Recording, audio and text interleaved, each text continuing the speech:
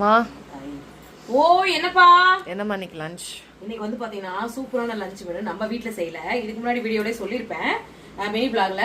அதாவது வந்து பாத்தீங்கன்னாப்பா கோவில்ல வந்து இன்னைக்கு பால் குடம் நம்ம அம்மா போய் எடுத்துட்டு வந்தாங்க. பால் குடம் அங்க இருந்து வந்து பாத்தீங்கன்னா பிரசாதம்லாம் நம்மளுக்கு கோயில்ல இருந்து கொடுத்துட்டு இருக்காங்க. என்ன கொடுத்துருக்காங்க பாக்கலாம் வாங்க. இங்க பாருங்க, சுட சுட சோறு கொடுத்து விட்டாங்கப்பா. எனக்கு ஒரு பிளேட்ல தனியா சாப்பாடு எல்லாம் கொடுத்துருக்காங்க. இங்க பாருங்க, மொச்சக்கொட்டை கத்திரிக்காய் போட்டு குழம்புப்பா கொடுத்துருக்காங்க.